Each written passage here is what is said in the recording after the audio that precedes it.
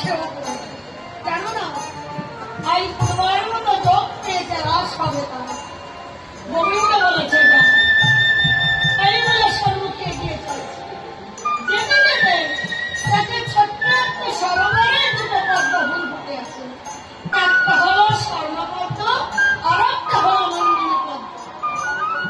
পবনের তারা একে অপরের গায়ে ধরে ঢলে পড়ছে, এ রঙে ও রঙে ঢোলা ঢোলা পড়ছে।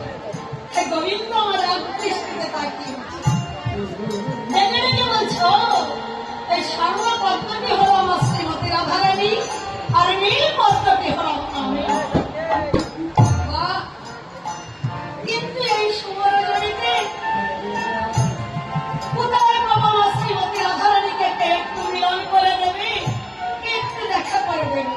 রাস করতে করতে একা একা হয় না, অষ্ট শতের প্রয়োজন। বৃন্দাবনে ছিল তিন রকম গোপী, সাধন সিদ্ধা, কৃত সিদ্ধা, নিত্য সিদ্ধা।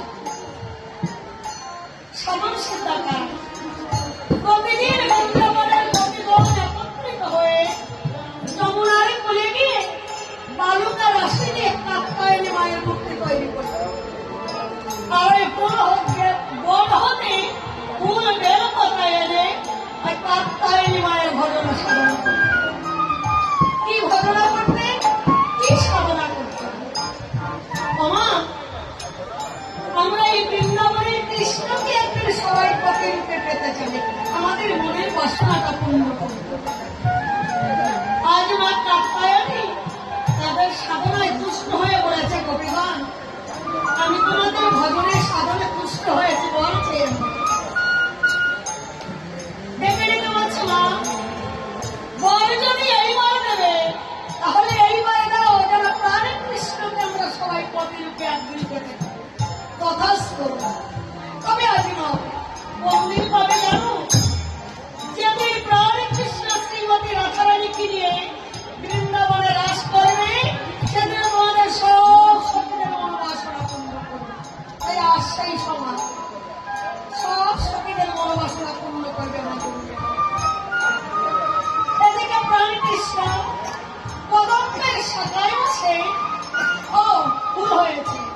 গোবিন্দের হাতে যে মুরলী রয়েছে, ওই মুরলী ডেকে ডেকে বলছে, ও প্রভু তুমি চিন্তা করেছো কেন? আমি তো তোমার হস্তে রয়েছি, পরে রয়েছে, আমাকে তোমার বদনে নিয়ে বাদন করো, আদেশ করো, স্বর্গমর্ত পাতাল ত্রিভুবন সবাইকে জাগিয়ে করো, এই সুবর্ণজড়িতে রাস করো। তাই গোবিন্দ ওই মুরলীটা নিয়ে কদম্বের শাখায় বসে বংশীর ধ্বনি করছে। যখন বংশীর ধ্বনি করছে, সখীরা যে যে অবস্থায় ছিল সেই অবস্থায় ছুটিয়ে চলা শুনেছে।